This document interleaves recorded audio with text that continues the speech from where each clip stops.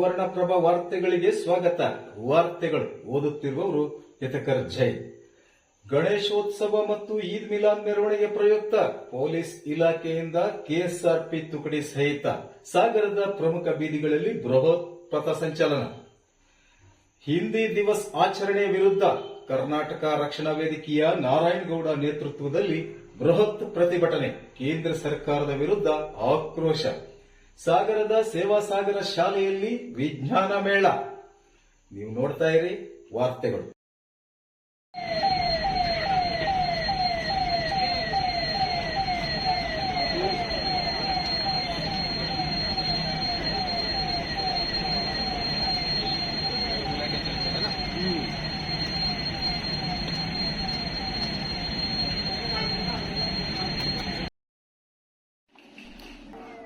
ಗಣೇಶೋತ್ಸವ ಮತ್ತು ಈದ್ ಮಿಲಾದ್ ಮೆರವಣಿಗೆಗಳ ಕುರಿತು ಮುಂಜಾಗ್ರತಾ ಕ್ರಮದ ಪರಿಣಾಮವಾಗಿ ಪೊಲೀಸ್ ಇಲಾಖೆಯಿಂದ ಹಬ್ಬಗಳ ಸಂಭ್ರಮ ಮೂಡಿಸಲು ರಕ್ಷಣಾ ಇಲಾಖೆಯಿಂದ ಕೆಎಸ್ಆರ್ಪಿ ತುಕಡಿ ಸಹಿತ ಪಥಸಂಚಲನ ನಡೆಸಿದ್ದೇವೆ ಎಂದು ಸಾಗರದ ಡಿವೈಎಸ್ಪಿ ಗೋಪಾಲಕೃಷ್ಣ ತಿಮ್ಮಪ್ಪ ನಾಯ್ಕ್ ಹೇಳಿದರು.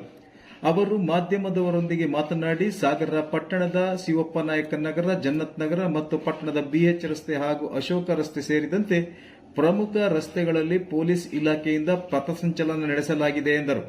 ಸಾಗರ ತಾಲೂಕಿನಲ್ಲಿ ಆಡಳಿತದ ಏಕಗವಾಕ್ಷಿ ವ್ಯವಸ್ಥೆಯಲ್ಲಿ 370 ಸಾರ್ವಜನಿಕ ಗಣೇಶೋತ್ಸವ ಸಮಿತಿಯವರು ಪರವಾನಗಿ ಪಡೆದು ಗಣೇಶೋತ್ಸವ ಆಚರಣೆ ಮಾಡಿದ್ದಾರೆ. ಸಾಗರ ಪಟ್ಟಣದಲ್ಲಿ 40 ಸಾರ್ವಜನಿಕ ಗಣಪತಿ ಪ್ರತಿಷ್ಠಾಪನೆ ಮಾಡಿದರೆ ಆನಂದಪುರ ಹೋಬಳಿಯಲ್ಲಿ 130 ಗಣಪತಿ ಸ್ಥಾಪನೆ ಮಾಡಿದ್ದಾರೆ. ಕಾರ್ಗಲ್ಲಿನಲ್ಲಿ 67 ಸೇರಿದಂತೆ ವಿವಿಧ ಹೋಬಳಿ ಮಟ್ಟದಲ್ಲಿ ಗಣೇಶೋತ್ಸವ ಸಮಿತಿಯಿಂದ ಗಣೇಶೋತ್ಸವ ಶಾಂತಿಯುತವಾಗಿ ನೆರವೇರಿದೆ ಎಂದರು.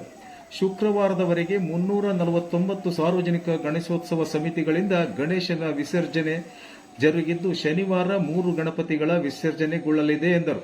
ನಮಗೆ ಪ್ರಮುಖವಾಗಿ ಸಾಗರದ ಶಿವಪ್ಪ ನಾಯಕ ಯುವಜನ ಸಂಘದ ವಿಸರ್ಜನಾ ಪೂರ್ವ ಮೆರವಣಿಗೆಗೆ ಹೆಚ್ಚಿನ ಸಂಖ್ಯೆಯಲ್ಲಿ ಈಗಾಗಲೇ ಬಂದೋಬಸ್ತನ್ನು ವ್ಯವಸ್ಥೆ ಮಾಡಲಾಗಿದೆ. ಇದಕ್ಕೆ ವಿಶೇಷ ವ್ಯವಸ್ಥೆ ಮಾಡಲಾಗಿದ್ದು 200 ಪೊಲೀಸರು, 80 ಹೋಮ್ ಗಾರ್ಡ್ಗಳು ಹಾಗೂ ವಿವಿಧ ತೀರ್ಥಹಳ್ಳಿಯಿಂದ 60 ಪೊಲೀಸರನ್ನು ಮತ್ತು ಕೆಎಸ್ಆರ್ಪಿ ತುಕಡಿ ಸೇರಿದಂತೆ ವಿವಿಧ ಅಧಿಕಾರಿಗಳು ಸಜ್ಜಾಗಿದ್ದಾರೆ ಎಂದು ತಿಳಿಸಿದರು. ಸೆಪ್ಟೆಂಬರ್ 18ರಂದು ಸಾಗರದ ಪ್ರಮುಖ ಗಣಪತಿಯಾದ ಜನ್ನತ್ ನಗರದ ಜೈ ಭುವನೇಶ್ವರಿ ಸಂಘದ ಗಣೇಶೋತ್ಸವ ಸಮಿತಿ ಮೆರವಣಿಗೆ ವಿಶೇಷ ಬಂದೋಬಸ್ತ್ ಕಲ್ಪಿಸಲಾಗುತ್ತಿದೆ. ನಗರದ ಮೆರವಣಿಗೆ ಮಾರ್ಗಗಳಲ್ಲಿ ಸಂಪೂರ್ಣ ಕಣ್ಗಾವಲು ಪ್ರಯುಕ್ತ ಸಿಸಿ ಕ್ಯಾಮೆರಾಗಳನ್ನು ಅಳವಡಿಸಿ ನಿಗಾ ವಹಿಸಲಾಗುತ್ತಿದೆ. ಕೆಎಸ್ಆರ್ಪಿ ತುಕಡಿಯಿಂದ 130 ಸಿಬ್ಬಂದಿಗಳ ಜೊತೆಗೆ ಆರ್ಎಎಫ್ನ 75 ಸಿಬ್ಬಂದಿಗಳು, 400 ಪೊಲೀಸರು, ಸಬ್ ಇನ್ಸ್ಪೆಕ್ಟರ್ಗಳು ಹಾಗೂ ಹೋಮ್ ಗಾರ್ಡ್ಸ್ಗಳ ಸಹಿತ ಒಟ್ಟು 1,000 ಅಧಿಕಾರಿ ಸಿಬ್ಬಂದಿಗಳ ಮೂಲಕ ಬಿಗಿ ಬಂದೋಬಸ್ತ್ ಕೈಗೊಳ್ಳುತ್ತಿದ್ದೇವೆ ಎಂದು ಮಾಹಿತಿ ನೀಡಿದರು. ಈದ್ ಮಿಲಾದ್ ಪ್ರಯುಕ್ತ ಕಳೆದ ವರ್ಷ ನಡೆದ ಕೆಲವು ಘಟನೆಗಳನ್ನು ಹೊರತುಪಡಿಸಿ ಉಳಿದ ಮಾರ್ಗಗಳಲ್ಲಿ ಮೆರವಣಿಗೆಗೆ ಹೋಗಲು ಅವಕಾಶ ಕಲ್ಪಿಸಿದೆ. ಕೇವಲ 1 ಧ್ವನಿವರ್ಧಕ ಹಾಗೂ 8 ರಿಂದ 10 ಮೌತ್ ಪೀಸ್ಗಳ ಉಪಯೋಗಿಸಿ ಪ್ರಾರ್ಥನೆ ಮೂಲಕ ಮೆರವಣಿಗೆ ಸಾಗಲು ಅವಕಾಶ ಕಲ್ಪಿಸಲಾಗಿದೆ. ಎಲ್ಲ ಮೆರವಣಿಗೆಗಳು ನಿಯಮಗಳ ಪಾಲನೆ ಮಾಡಬೇಕು ಎಂದು ಸೂಚಿಸಿದರು. ಅಪರಾಧಿಗಳು ಮತ್ತು ವ್ಯಸನಿಗಳಿಗೆ ಖಡಕ್ ಎಚ್ಚರಿಕೆ. ಗಣೇಶೋತ್ಸವ ಮತ್ತು ಈದ್ ಮಿಲಾದ್ ಹಬ್ಬಗಳ ಪ್ರಯುಕ್ತ ಕೆಲವು ಪ್ರಕರಣಗಳಿರುವ ವ್ಯಕ್ತಿಗಳನ್ನು ಠಾಣೆಗೆ ಕರೆಸಿ ಅವರಿಗೆ ಸೂಚನೆ ನೀಡಿದ್ದೇವೆ. ಮೆರವಣಿಗೆ ಹಾಗೂ ಗಲಾಟೆ ಸ್ಥಳಗಳಲ್ಲಿ ಕಾಣಿಸಿಕೊಳ್ಳಬಾರದು, ಸಾರ್ವಜನಿಕ ಸ್ಥಳಗಳಲ್ಲಿ ಕಾನೂನು ಉಲ್ಲಂಘನೆಗೆ ಕಾರಣರಾಗಬಾರದು ಎಂದು ಸೂಚಿಸಿದ್ದೇವೆ ಎಂದರು. ಗಾಂಜಾ ಹಾಗೂ ಮದ್ಯಪಾನ ವ್ಯಸನಿಗಳು ಸಾರ್ವಜನಿಕರಿಗೆ ಮತ್ತು ಮಹಿಳೆಯರಿಗೆ ಬೆದರಿಕೆ ಹಾಕಿ ಮಾನಹಾನಿಕಾರಿಗಳ ನಡವಳಿಕೆ ಪ್ರದರ್ಶನ ನಡೆಸಿದರೆ ಸ್ವಯಂ ಪ್ರೇರಿತ ದೂರು ದಾಖಲಿಸಿಕೊಂಡು ಕಠಿಣ ಕಾನೂನು ಕ್ರಮ ಕೈಗೊಳ್ಳುತ್ತೇವೆ. ಮೊನ್ನೆ ಒಬ್ಬ ಆರೋಪಿಯನ್ನು ಕಾನೂನು ಭಂಗ ಕೃತ್ಯ ಎಸಗಿರುವ ಕಾರಣ ತಕ್ಷಣ ಪೊಲೀಸರು ಕ್ರಮವಹಿಸಿ ಆತನ ವಿರುದ್ಧ ಕಠಿಣ ಕ್ರಮ ಕೈಗೊಂಡಿದ್ದೇವೆ ಎಂದು ವಿವರ ನೀಡಿದರು. ಮತ್ತಿನಲ್ಲಿ ನಡೆದ ಘಟನೆ ಕ್ಷಮಿಸಿ ಎಂದು ಅಂಗಲಾಚಿದರೂ ಪ್ರಕರಣದಿಂದ ಮುಕ್ತರಾಗಲು ಅವಕಾಶವಿರುವುದಿಲ್ಲ ಎಂಬ ಎಚ್ಚರಿಕೆ ಸಂದೇಶವನ್ನು ಈ ಸಂದರ್ಭದಲ್ಲಿ ರವಾನಿಸಿದ್ದಾರೆ. ಪೊಲೀಸರ ಸೂಚನೆಗೆ ಬೆಲೆ ನೀಡದ ರೌಡಿ ಶೀಟರ್ಗಳ ವಿರುದ್ಧ ಗಡೀಪಾರು ಕ್ರಮ ಕೈಗೊಳ್ಳುತ್ತೇವೆ. ಗಣೇಶೋತ್ಸವ ಮತ್ತು ಈದ್ ಮಿಲಾದ್ ಪ್ರಯುಕ್ತ ಪೂರ್ವಭಾವಿಯಾಗಿ ಮುನ್ನೆಚ್ಚರಿಕೆ ಕ್ರಮವಾಗಿ ಗಂಭೀರ ಅಪರಾಧ ಪ್ರಕರಣಗಳಿರುವ ಸುಮಾರು 90ಕ್ಕೂ ಹೆಚ್ಚು ಜನರಿಗೆ ಪೊಲೀಸರು ಸೂಚನೆ ನೀಡಿದರೂ ಠಾಣೆಗೆ ಆಗಮಿಸದೆ ನಿರ್ಲಕ್ಷ್ಯ ವಹಿಸಿರುವ ಕೆಲವು ಅಪರಾಧಿಗಳ ವ್ಯಕ್ತಿಗಳ ಹೆಸರುಗಳನ್ನು ತಹಸೀಲ್ದಾರ್ ಮತ್ತು ಉಪವಿಭಾಗಾಧಿಕಾರಿಗಳಿಗೆ ಪ್ರಸ್ತಾವನೆ ಸಲ್ಲಿಸಿ ಮುಂದಿನ ಕಾನೂನು ಕ್ರಮ ಜರುಗಿಸಲಾಗುತ್ತದೆ ಎಂದು ಮಾಹಿತಿ ನೀಡಿದರು. ಪಥಸಂಚಲನದಲ್ಲಿ Sagar town police inspector Sitaram, sub inspector ಹಾಗೂ ಪಿಎಸ್ಐ ಮತ್ತು ಅಧಿಕಾರಿಗಳು ಪಾಲ್ಗೊಂಡಿದ್ದರು. ಎಲ್ಲ ಸಾಗರ ನಾಗರಿಕರಿಗೆ ಇನ್ನೊಮ್ಮೆ ಗೌರಿ ಗಣೇಶ ಮತ್ತು ಮಿಲಾದ್ ಹಬ್ಬದ ಶುಭಾಶಯಗಳನ್ನು ಕೊಡ್ತಾ ಈಗ ನಾವು ಈಗಾಗಲೇ ಸಾಗರ ವ್ಯಾಪ್ತಿಯಲ್ಲಿ 340 ಗಣೇಶಗಳ ಪ್ರತಿಷ್ಠಾಪನೆ ಆಗಿತ್ತು. ಇದರಲ್ಲಿ 370, ಇದರಲ್ಲಿ 349 ಈಗಾಗಲೇ ಮುಕ್ತಾಯ ಆಗಿರ್ತದೆ. ಇನ್ನು 21 ಗಣೇಶದ್ದು ವಿಸರ್ಜನೆ ಪೆಂಡಿಂಗ್ ಇರ್ತದೆ. ಮುಖ್ಯವಾಗಿ 16ಕ್ಕೆ SN ನಗರದ್ದು ಮತ್ತು 18ಕ್ಕೆ ಜನ್ನತ್ ನಗರದ್ದು ಮತ್ತು 22ಕ್ಕೆ ಮಿಲಾದದ್ದು ಪ್ರೊಸೆಷನ್ಗಳು ನಡೆಯಲಿದೆ. ಈ ಮೂರು ಸಹ ಸ್ವಲ್ಪ ದೊಡ್ಡ ಪ್ರಮಾಣದಲ್ಲಿ 8-10 ಸಾವಿರ ಜನ ಸೇರುವಂಥ ಪ್ರೊಸೆಷನ್ ಇರುವುದರಿಂದ ಸಾಕಷ್ಟು ದೊಡ್ಡ ಪ್ರಮಾಣದಲ್ಲಿ ಬಂದೋಬಸ್ತನ್ನು ಮಾಡಿಕೊಂಡಿದ್ದೀವಿ. ಮುಖ್ಯವಾಗಿ 16ಕ್ಕೆ SN ನಗರ ಗಣಪತಿಗೆ ಸಂಬಂಧಪಟ್ಟಂತೆ ನಮ್ಮ ಸಾಗರ ಸಂಪೂರ್ಣ ವ್ಯಾಪ್ತಿಯಿಂದ ಅಂದರೆ ಉಪವಿಭಾಗದಿಂದ ಸುಮಾರು 200 ಮಂದಿ ಪೊಲೀಸರನ್ನು 180-200 ಮಂದಿ ಪೊಲೀಸರನ್ನು ಮತ್ತು ಒಂದು 80 ಹೋಮ್ ಗಾರ್ಡ್ಗಳನ್ನು ನೇಮಿಸ್ತಾ ಇದ್ದೀವಿ. ಮತ್ತು ಶಿಕಾರಿಪುರದಿಂದಲೂ ಇದರಿಂದ ತೀರ್ಥಹಳ್ಳಿಯಿಂದ 60 ಮಂದಿ ಪೊಲೀಸರು ಬರ್ತಾ ಇದ್ದಾರೆ. ಅದ್ರ ಜೊತೆ ಒಂದು KSRPನೂ ಸಹ ಈಗಾಗಲೇ ನಮ್ಮ ಜೊತೆಯಲ್ಲಿದೆ. ಮತ್ತು ಡ್ರೋನ್ ಕ್ಯಾಮರಾಗಳನ್ನು ಸಹ ನಾವು ಬಳಸ್ತಾ ಇದ್ದೀವಿ. ಅದರ ಜೊತೆ ಕೆಲವೊಂದು ವಿಡಿಯೋ ಕ್ಯಾಮರಾಗಳನ್ನು ಬಳಸಿ ಸಂಪೂರ್ಣವಾಗಿ ಸನ್ನದ್ಧರಾಗಿದ್ದೀವಿ. ಮತ್ತು ನಮ್ಮ ನಗರಸಭೆಯಿಂದಲೂ ಸಹ ಸಾಕಷ್ಟು ಹೊಸ ಕ್ಯಾಮರಾಗಳನ್ನು ಕೊಟ್ಟಿದ್ದಾರೆ. ಕೆಲವೊಂದು ಕಡೆ CC ಕ್ಯಾಮರಾಗಳನ್ನು ಟೆಂಪ್ರರಿಯಾಗಿ ಇನ್ಸ್ಟಾಲ್ ಮಾಡಿದರೆ ಸಂಪೂರ್ಣ ಏನು ಮೆರವಣಿಗೆ ಮಾರ್ಗದುದ್ದಕ್ಕೂ ಮತ್ತು ಸೂಕ್ಷ್ಮ ಸ್ಥಳದಲ್ಲಿ ಈಗಾಗಲೇ CC ಕ್ಯಾಮರಾ ಇನ್ಸ್ಟಾಲೇಷನ್ ಆಗಿದೆ. ಸುಮಾರು SN ನಗರಕ್ಕೆ ನಮ್ಮದೊಂದು 300-400 ಜನರ ತನಕ ಪೊಲೀಸ್ ಸಿಬ್ಬಂದಿಯನ್ನು ನೇಮಿಸಲಾಗ್ತಾ ಇರ್ತದೆ. 18ನೇ ತಾರೀಕಿಗೆ ಬೇರೆ ಕಡೆ ಗಣಪತಿ ಇಲ್ಲದೇ ಇರೋದ್ರಿಂದ ಇಲ್ಲಿ ಮತ್ತು ದೊಡ್ಡ ಪ್ರಮಾಣದಲ್ಲಿ ನಾವು ಹೆಚ್ಚಿನ ಬಂದೋಬಸ್ತನ್ನು ಕೊಡ್ತಾ ಇದ್ದೀವಿ. ಅದ್ರ ಜೊತೆ ಇವತ್ತು ನಾವು RAF ಅನ್ನು ನಮ್ಮ ಜಿಲ್ಲಾ ಪೊಲೀಸ್ ಇಲಾಖೆಯಿಂದ RAF ಬಂದಿತ್ತು. ಸುಮಾರು 75 ಮಂದಿ ನಮ್ಮದು ಸೆಂಟ್ರಲ್ ರಿಸರ್ವ್ ಫೋರ್ಸಿಂದ ಬಂದಂಥ ಸಿಬ್ಬಂದಿ ಮತ್ತು KSRP ಎಲ್ಲ ಸೇರಿ ನಮ್ಮ ಪೊಲೀಸರೆಲ್ಲ ಸೇರಿ 130 ಮಂದಿ ಸಾಗರದ ಆಯಕಟ್ಟ ಸ್ಥಳದಲ್ಲಿ ನಮ್ಮ ರೂಟ್ ಮಾರ್ಚನ್ನು ಮಾಡಿ ಸಾರ್ವಜನಿಕರಿಗೆ ಒಂದು ಅಭಯವನ್ನು ನೀಡಿದ್ದೀವಿ. ನಮ್ಮ ಹತ್ರ ಸಾಕಷ್ಟು ಫೋರ್ಸ್ ಇದೆ. ಯಾವುದೇ ಕಿಡಿಗೇಡಿಗಳು ಅಥವಾ ಅಪರಾಧ ಪ್ರವೃತ್ತಿಯವರು ಏನೂ ಮಾಡಲಿಕ್ಕೆ ಆಗೋದಿಲ್ಲ. ನೀವು ನಿಮ್ಮ ಹಬ್ಬವನ್ನು ಚೆನ್ನಾಗಿ ಖುಷಿಯಿಂದ ಸಂತೃಪ್ತಿಯಿಂದ ಮಾಡಬಹುದು ಅನ್ನುವಂಥ ಒಂದು ಇದು ಕೊಡಲಿಕ್ಕೆ ಅವರಿಗೆ ನಂಬಿಕೆಯನ್ನು ಕೊಡೋ ಸಲುವಾಗಿ ನಾವು ಇವತ್ತು ರೂಟ್ ಮಾರ್ಚ್ ಮಾಡಿದ್ದೀವಿ. ಅದ್ರ ಜೊತೆನೇ ಸಾಗರದಲ್ಲಿ ಈ ಹಿಂದೆ ಅಪರಾಧ ಮಾಡಿದಂಥವ್ರ ಮೇಲೆ ನಿರ್ದಾಕ್ಷಿಣ್ಯ ಕ್ರಮ ತಗೊಳ್ತೀವಿ ಅನ್ನೋ ಕುರಿತಾಗಿ ಅವರಿಗೆ ಎಚ್ಚರಿಕೆ ಸಲುವಾಗಿ ಇದನ್ನು ಕರ್ಕೊಂಡ್ಬಂದಿದ್ದೀವಿ. ನಿನ್ನೂ ಸಹ ಯಾವುದೋ ಒಬ್ಬ ವ್ಯಕ್ತಿ ಈಗಾಗಲೇ ಒಂದು ರೌಡಿ ಸೀಟಿದ್ದು ನಿನ್ನೆ ಗಣಪತಿ ವಿಸರ್ಜನೆಯಲ್ಲಿ ಸಾಕಷ್ಟು ಉಪದ್ರವ ಮಾಡ್ತಾ ಇದ್ದವ್ರ ಮೇಲೆ ಆಕ್ಷನ್ ಮಾಡಿದ್ದೀವಿ. ಈಗಾಗಲೇ 2 ಆಫ್ ಮರ್ಡರ್ ಕೇಸ್ಗಳಿದೆ ಮತ್ತು ಸಹ ಇನ್ನೊಂದು ಪ್ರಕರಣವನ್ನು ಸಹ ಅವ್ರ ಮೇಲೆ ದಾಖಲಿಸಿದ್ದೀವಿ. ಮತ್ತು ಕಳೆದ ವರ್ಷ ಏನೇನು ಪ್ರಕರಣದಲ್ಲಿ ದಾಖಲಾಗಿದ್ರು ಗೌರಿ ಗಣೇಶ್ ಇರ್ಬೋದು, ಮಿಲಾದ್ ಸಂದರ್ಭದಲ್ಲಿ ಅಚಾತುರ್ಯ ಮಾಡಿದ್ರು ಅವ್ರ ಮೇಲೆ ಈಗಾಗಲೇ ಕ್ರಮವೂ ಆಗಿದೆ. ಮತ್ತು CC ಕ್ಯಾಮರಾವನ್ನು ನಾವು ಈಗಾಗಲೇ ಏನು ನೆಟ್ಟಿದ್ದೀವಿ ಪ್ರತಿ ದಿವಸ ಅದನ್ನು ವಾಚ್ ಮಾಡ್ತಾ ಇದ್ದೀವಿ. ಯಾರು ಅನಾವಶ್ಯಕ ಕಿಡಿಗೇಡಿ ಮಾಡ್ತಾ ಇದ್ರು ಅಥವಾ ಪ್ರಚೋದನೆ ಕೊಡ್ತಾ ಇದ್ರು ಅವ್ರನ್ನ ಐಡೆಂಟಿಫೈ ಮಾಡ್ತಾ ಇದ್ದೀವಿ. ಐಡೆಂಟಿಫೈ ಮಾಡಿ ಮುಂದಿನ ದಿನದಲ್ಲಿ ಅವ್ರ ಮೇಲೆ ಮತ್ತೆ ಹೆಚ್ಚಿನ ನಿಗಾವಣೆ ನೀಡಲಿಕ್ಕಾಗ್ತದೆ. ಮೇ ಬಿ ರೌಡಿ ಶೀಟ್ಗಳಿರ್ಬೋದು ಅಥವಾ ಪೊಲೀಸ್ ಇಲಾಖೆಯು ನಿಗಾ ವಹಿಸಲಿಕ್ಕೆ ಇರುವಂಥ ಕೆಲವು ರಿಜಿಸ್ಟರ್ಗಳನ್ನು ನಾವು ಮೇಂಟೈನ್ ಮಾಡಿ ಅವ್ರ ಡೋಸಿಯರನ್ನು ಮೇಂಟೈನ್ ಮಾಡ್ತೀವಿ. ಅಂದರೆ 18ನೇ ತಾರೀಕಿಗೆ ಸುಮಾರು ಏನಿಲ್ಲಾದರೂ 1000ದಷ್ಟು ಪೊಲೀಸ್ ಸಿಬ್ಬಂದಿಯನ್ನು ನೇಮಿಸಲಾಗ್ತದೆ. RAF ಬರ್ತಾ ಇದೆ, K3 KSRP ಬರ್ತದೆ. ಅದ್ರ ಜೊತೆ ಬೇರೆ ಕಡೆಯಿಂದಲೂ ಸಹ ನಮಗೆ ಸುಮಾರು 300-400 ಮಂದಿ ಪೊಲೀಸರು ಬರ್ತಾ ಇದ್ದಾರೆ. ಎಲ್ಲ ಸೇರಿ ಅರೌಂಡ್ 1000 ಪೊಲೀಸರನ್ನು ನಾವು ನೇಮಿಸ್ತಾ ಇದ್ದೀವಿ. ಮತ್ತು ಅದರ ಜೊತೆ ಮಿಲಾದಕ್ಕೆ ಸಂಬಂಧಪಟ್ಟಂತೆ ಈಗಾಗಲೇ ಮಿಲಾದ್ 22ಕ್ಕೆ ಮುಸ್ಲಿಂ ಸಮುದಾಯದ ಲೀಡರ್ಗಳು ಮತ್ತು ಮಸೀದಿಯ ಪ್ರಮುಖರೆಲ್ಲ ಬಂದು ಒಂದು ಮೀಟಿಂಗನ್ನು ಮಾಡಿದ್ದಾರೆ. ಅವ್ರ ವಿನಂತಿ ಮೇರೆಗೆ ಕೇವಲ ಅವರು ಒಂದು ಮೈಕನ್ನು ವೆಹಿಕಲ್ ಕಟ್ಟುವಂಥ ಒಂದೇ ಒಂದು ಮೈಕನ್ನು ಕೇಳಿದ್ದಾರೆ. ಮತ್ತು ತಾವು ಯಾವುದೇ DJಯನ್ನು ಹಚ್ಚೋದಿಲ್ಲ ಅಂತ ನಮಗೆ ಅಶ್ಯೂರೆನ್ಸನ್ನು ಕೊಟ್ಟಿದ್ದಾರೆ. ಅವ್ರು ಹಚ್ಚೋದಿಲ್ಲ ಅಂತ ಗ್ಯಾರಂಟಿ ಇದೆ. ಅದ್ರ ಜೊತೆ ಕೇವಲ ಒಂದು ಮೈಕು ಮತ್ತು ಅವರಿಗೆ ಒಂದು 8-10 ಹ್ಯಾಂಡ್ ಮೈಕ್ಗಳು ಏನಾದರೂ ದೇವರ ಭಜನೆ ಹೇಳ್ಕೊಂಡು ಹೋಗ್ಲಿಕ್ಕೆ ಅಥವಾ ಪ್ರವಾದಿ ಮೊಹಮ್ಮದರ ಏನು ಭಜನೆ ಹೇಳ್ಕೊಂಡು ಅಷ್ಟೇ ಸೀಮಿತ ಅಂತ ಹೇಳಿದರೆ ಅದಕ್ಕೆ ಅವರಿಗೆ ಈಗಾಗಲೇ ಅವರಿಗೂ ಅಭಯ ಕೊಟ್ಟಿದ್ದೀವಿ ಮತ್ತು ಅವರಿಗೂ ಬಂದೋಬಸ್ತ್ ಕೊಡ್ತೀವಿ. ಮತ್ತು ಅವರಿಗೆ ಕೆಲವೊಂದು ಏರಿಯಾಗಳಲ್ಲಿ ಏನು ಲಾಸ್ಟ್ ಇಯರ್ ಪ್ರಾಬ್ಲಮ್ ಆಗಿತ್ತು ಆ ಏರಿಯಾದಲ್ಲಿ ಹೋಗಬಾರ್ದು ಅಂತ ಹೇಳಿದ್ದೀವಿ.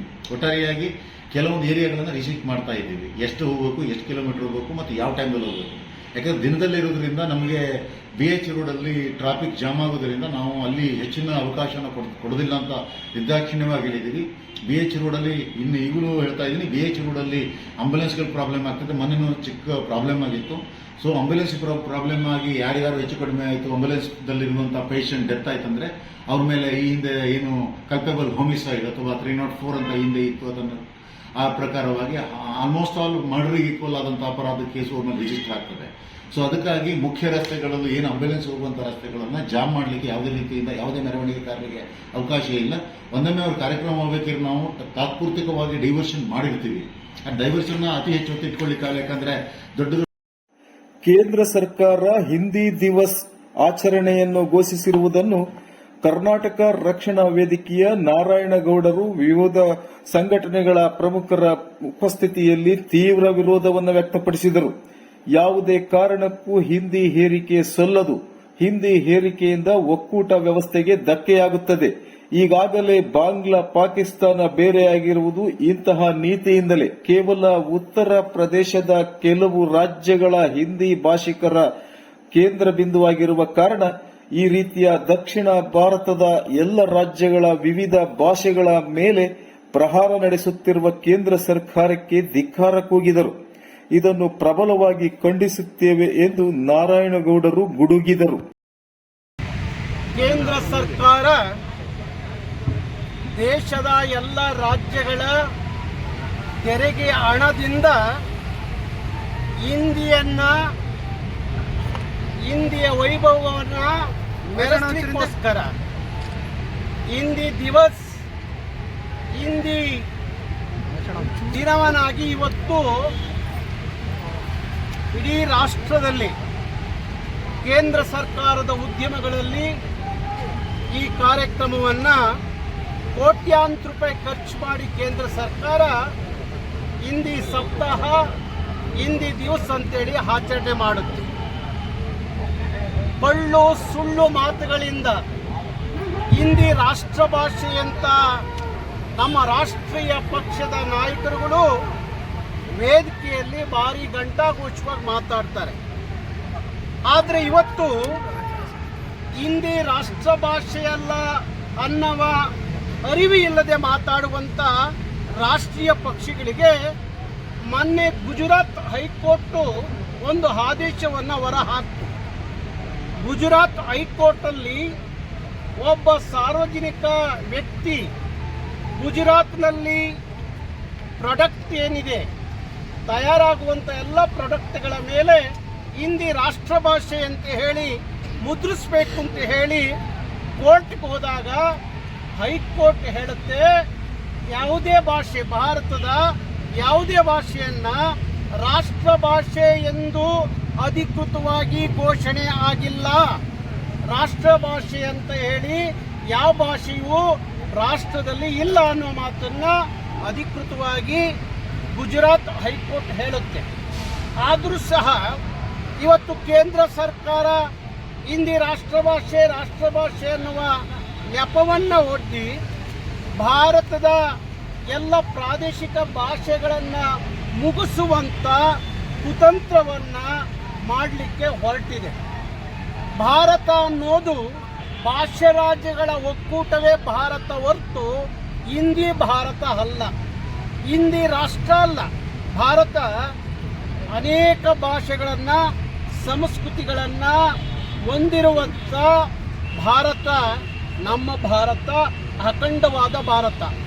ಅಖಂಡವಾದ ಭಾರತ ಉಳಿಬೇಕು ಅಂದರೆ ಭಾರತದ ಎಲ್ಲ ಭಾಷೆಗಳು ಉಳಿಬೇಕು, ಎಲ್ಲ ಸಂಸ್ಕೃತಿಗಳು ಉಳಿಬೇಕು, ಎಲ್ಲ ಆಚಾರ ವಿಚಾರಗಳು ಉಳಿದಾಗ ಮಾತ್ರ ಅಖಂಡವಾದ ಭಾರತ ಉಳಿಲಿಕ್ಕೆ ಸಾಧ್ಯ ಆಗುತ್ತೆ.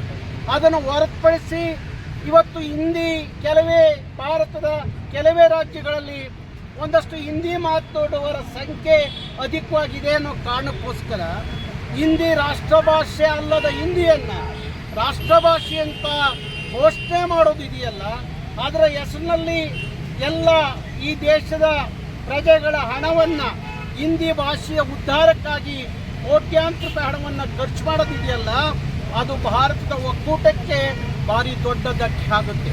ಉದಾಹರಣೆ, ನಾವು ಒಂದು ಮಾತನ್ನ ಕೇಂದ್ರ ಸರ್ಕಾರ ಕೇಳಲೇಬೇಕಾಗಿದೆ. ಹಿಂದೆ ಪಾಕಿಸ್ತಾನ ಬಾಂಗ್ಲಾದೇಶ ವಿಭಜನೆ ಆಗುವಾಗ ಭಾಷೆಯ ಆಧಾರದ ಮೇಲೆ ಬಾಂಗ್ಲಾದೇಶ ವಿಭಜನೆ ಆಯಿತು ಅನ್ನೋದನ್ನ ಭಾರತದ ರಾಜಕಾರಣಿಗಳು, ಅಧಿಕಾರಿಗಳು ಮರೆಯೋಂಗಿಲ್ಲ. ಅವತ್ತು ಉರ್ದು ಭಾಷೆಯನ್ನ ಬಂಗಾಳಿಗಳ ಮೇಲೆ ಏರ್ಲಿಕ್ಕೆ ಹೊರಟಾಗ ಅವತ್ತಿನ ಪೂರ್ವದ ಬಾಂಗ್ಲಿಯರು ರಚ್ಚಿಗೆದ್ದು ವಿಮೋಚನ ಚಳವಳಿಯನ್ನು ಪ್ರಾರಂಭ ಮಾಡಿ ಮತ್ತೆ ಅದೊಂದು ರಾಷ್ಟ್ರವಾಗಿ ಪರಿವರ್ತನೆ ಆಗಿ ಅವತ್ತು ಬಾಂಗ್ಲಾ ಪ್ರತ್ಯೇಕ ಆಯಿತು. ಅದು ಈ ದೇಶದ ಜನರಿಗೆ ಅರಿವಿರಬೇಕು. ಭಾರತ ಅನ್ನೋದು ಭಾಷಾ ಪರಂಪರೆಯ ಭಾಷೆಯ ಆಧಾರದ ಮೇಲೆ, ಸಾಂಸ್ಕೃತಿಕ ಆಧಾರದ ಮೇಲೆ ಭವ್ಯವಾದ ಭಾರತದ ಒಕ್ಕೂಟ ರಾಷ್ಟ್ರ. ಹಾಗಾಗಿ ಹಿಂದಿ ಹೇರಿಕೆಯನ್ನ ನಾವ್ಯಾರೂ ಒಪ್ಪೋದಿಲ್ಲ. ಹಿಂದಿ ಹೇರಿಕೆ ನಮಗೆ ಬೇಕಾಗಿಲ್ಲ. 650 ವರ್ಷದ ಹಿಂದಿಯನ್ನ ರಾಷ್ಟ್ರ ಭಾಷೆ ಅಂತ ಹೇಳಿ ನೀವು ಘೋಷಣೆ ಮಾಡ್ಕೊಳ್ಳೋದಾದ್ರೆ 2300 ವರ್ಷದ ಭಾಷೆ ಕನ್ನಡ ಯಾಕೆ ರಾಷ್ಟ್ರ ಭಾಷೆ ಆಗಬಾರ್ದು? 8 ಜ್ಞಾನಪೀಠವನ್ನು ತಗೊಂಡಂತ ಕನ್ನಡ ಯಾಕೆ ರಾಷ್ಟ್ರ ಭಾಷೆ ಆಗಬಾರ್ದು? ಕೇವಲ 650 ವರ್ಷದ ಹಿಂದಿಯನ್ನ ರಾಷ್ಟ್ರ ಭಾಷೆ ಅಂತ ಹೇಳಿ ಕೋಟ್ಯಾಂತರ ನಮ್ಮ ತೆರಿಗೆ ಹಣವನ್ನು ಹಾಳು ಮಾಡಿ ಅದನ್ನು ವಿಜೃಂಭಿಸೋಕೆ, ವೈಭವೀಕರಿಸಲಿಕ್ಕೆ, ಮೆರೆಸಲಿಕ್ಕೆ, ನಮ್ಮ ಭಾಷೆಯ ಮೇಲೆ ಹೇರಿಕೆ ಮಾಡಲಿಕ್ಕೆ ಹೊರಟಿದ್ದೀರಲ್ಲ, ಈ ನೀತಿಯನ್ನ ಕರ್ನಾಟಕ ರಕ್ಷಣಾ ವೇದಿಕೆ ಖಂಡಿಸುತ್ತೆ. ಏನಿವತ್ತು ಸೆಪ್ಟೆಂಬರ್ 14 ಪ್ರತಿ ವರ್ಷ ತಾವು ಹಿಂದಿ ಸಪ್ತಾಹ ಅಂತ ಏನು ಆಚರಣೆ ಮಾಡ್ತೀರಿ, ಆ ದಿನವನ್ನ ಕರ್ನಾಟಕ ರಕ್ಷಣಾ ವೇದಿಕೆ ಕನ್ನಡಿಗರು ಕಪ್ಪು ದಿನವಾಗಿ ಆಚರಿಸಬೇಕು ಅನ್ನೋ ತೀರ್ಮಾನವನ್ನ ಮಾಡಿದ್ದಾರೆ. ನಾನು ಕೇಂದ್ರದ ಪ್ರಧಾನಮಂತ್ರಿಗಳಿಗೆ ಮತ್ತೆ ಕೇಂದ್ರದ ಗೃಹ ಸಚಿವರಿಗೆ ಪತ್ರವನ್ನ ಬರೀತಾ ಇದ್ದೀನಿ. ಇದು ಭಾರಿ ಅಪಾಯಕಾರಿ. ನಿಮ್ಮ ತೀರ್ಮಾನವನ್ನು ವಾಪಸ್ ತಗೊಳ್ಳಿ. ಹಿಂದಿಯನ್ನ ರಾಷ್ಟ್ರದೊಳಗಡೆ ಎಲ್ಲರ ಮೇಲೆ ಬಲವಂತವಾಗಿ ಬಿತ್ತುವುದಾದರೆ ನಾವು ಇದನ್ನ ಒಕ್ಕೂಟ ಭಾರತದಲ್ಲಿ ಸಹಿಸೋದಿಲ್ಲ. ಒಕ್ಕೂಟದ ಭಾರತಕ್ಕೆ ಧಕ್ಕೆ ಬರುವ ಮುನ್ನ ನಿಮ್ಮ ಹಿಂದಿ ಏರಿಕೆಯನ್ನ ವಾಪಸ್ ಪಡಿಬೇಕು ಅಂತ ಹೇಳಿ ಕೇಂದ್ರ ಸರ್ಕಾರವನ್ನ, ಪ್ರಧಾನಮಂತ್ರಿಗಳನ್ನ, ಕೇಂದ್ರದ ಗೃಹ ಸಚಿವರನ್ನ ಕರ್ನಾಟಕ ರಕ್ಷಣಾ ವೇದಿಕೆ ಒತ್ತಾಯ ಮಾಡಲಿಕ್ಕೋಸ್ಕರ ಈ ಸಾಂಕೇತಿಕವಾದಂಥ ಪ್ರತಿಭಟನೆ ನಡೀತಾ ಇದೆ. ಇದನ್ನು ಮೀರಿ ಹಿಂದಿ ಹೇರಿಕೆ ದಬ್ಬಾಳಿಕೆ ಮುಂದುವರಿಯದಾದ್ರೆ ನಾಳೆ ಒಕ್ಕೂಟದ ಭಾರತದ ವಿರುದ್ಧ ಕರ್ನಾಟಕ ಎದ್ದು ನಿಲ್ಲಬೇಕಾಗುತ್ತೆ ಅನ್ನುವ ಎಚ್ಚರಿಕೆಯನ್ನ ನಾವು ಕೊಡಬೇಕಾಗುತ್ತೆ. ಯಾಕೆಂದ್ರೆ ಭಾಷೆ ಅನ್ನೋದು ಮನುಷ್ಯನಿಗೆ ಭಾವನಾತ್ಮಕವಾದ ವಿಚಾರ. ಕನ್ನಡಿಗರಿಗೆ ಭಾವನಾತ್ಮಕವಾದ ಪ್ರಶ್ನೆ. ಭಾವನಾತ್ಮಕವಾಗಿ ಕನ್ನಡವನ್ನ ನಾವು ಮಾತಾಡುವಂಥದ್ದು. ನಮ್ಮ ತಾಯ್ನುಡಿ ಕನ್ನಡ. ನನ್ನ ತಾಯ್ನುಡಿಯ ಭಾಷೆಯ ಮೇಲೆ ಯಾವುದೋ ಪರಕೀಯ ಭಾಷೆ, ಪರರ ಭಾಷೆ ದಬ್ಬಾಳಿಕೆ ಮಾಡುತ್ತೆ, ದೌರ್ಜನ್ಯ ಮಾಡುತ್ತೆ ಅಂದ್ರೆ ಅದನ್ನ ನಾವು ಸಹಿಸ್ಕೊಳ್ಳಲ್ಲ. ಏನ್ ಬೇಕಾದ್ರೂ ಸಹಿಸ್ಕೊತೀವಿ. ನನ್ನ ತಾಯ್ನುಡಿಯ ಮೇಲೆ ಯಾವುದೋ ಭಾಷೆ ಏರಿಕೆ ಆಗುತ್ತೆ ಅಂದಾಗ ಕನ್ನಡಿಗರು. ಸಾಗರದ ಸೇವಾಸಾಗರ ಅಜಿತ್ ಸಭಾಭವನದಲ್ಲಿ ಜಿಲ್ಲಾ ಮಟ್ಟದ ಗಣಿತ ಹಾಗೂ ವಿಜ್ಞಾನ ಮೇಳವನ್ನು ಆಯೋಜಿಸಲಾಗಿತ್ತು. ಸದರಿ ವಿದ್ಯಾಮೇಳದಲ್ಲಿ ವಿದ್ಯಾರ್ಥಿಗಳು ಅತ್ಯಂತ ವೈವಿಧ್ಯಮಯ ಪ್ರಯೋಗವನ್ನು ಪ್ರದರ್ಶಿಸಲು ಇಟ್ಟಿರುವುದು ಆಕರ್ಷಕವಾಗಿತ್ತು. ಈ ವಿಜ್ಞಾನ ಮೇಳವನ್ನ ಕುರಿತು ಸಂಸ್ಥೆಯ ಕಾರ್ಯದರ್ಶಿ ಗೋಪಾಲ್ ಅವರು ಮಾತನಾಡಿದರು. ಒಂದು ಓದುವಿನಲ್ಲಿ ಮಹತ್ತರವಾದ ಬೆಳವಣಿಗೆಯನ್ನ ಹೊಂದಿರುವಂತಹ ದಿನ ಇದೆ. ನಮಗೆ ವಿಜ್ಞಾನದ ಬಗ್ಗೆ ಟೀಚರ್ ಹೇಳಿದ್ದಾರೆ, ಪೋಷಕರು ಹೇಳಿದ್ದಾರೆ, ಕೆಲವನ್ನು ನಾವೇ ಮಾಡಿದ್ದೀವಿ. ಎಲ್ಲವನ್ನೂ ಮಾಡಿ ಇವತ್ತಿನ ಹೊರಗೆ ಬಂದಿದ್ದೀವಿ. ಈ ಪ್ರಾಂತ ಮಟ್ಟಕ್ಕೆ ಹೋಗ್ತಾ ಇದೆ. ನೀವೆಲ್ಲ ಪ್ರಾಂತ ಮಟ್ಟಕ್ಕೆ ಹೋಗಿ ಒಂದು ತಿಂಗಳಿದೆ, ಹತ್ತತ್ರ ಕ್ವಿಜ್ಜಲ್ಲಿದ್ದೀರಿ. ನೀವೆಲ್ಲರೂ ಪ್ರಯತ್ನ ಮಾಡಬೇಕು. ಪ್ರಯತ್ನ ಮಾಡಿದ್ರೆ ಇನ್ನೂ ಉತ್ಕೃಷ್ಟವಾಗಿ ಶಿವಮೊಗ್ಗ ಜಿಲ್ಲೆಗೆ ಪ್ರಶಸ್ತಿಯನ್ನು ತರುವಂತಾಗಬೇಕು. ಆ ನಿಟ್ಟಿನಲ್ಲಿ ನೀವೆಲ್ಲ ಪ್ರಯತ್ನ ಮಾಡಿ. ಮತ್ತೆ ಮುಂದಿನ ವರ್ಷ ವಿಜ್ಞಾನ ಮೇಳದಲ್ಲಿ ಎಲ್ಲ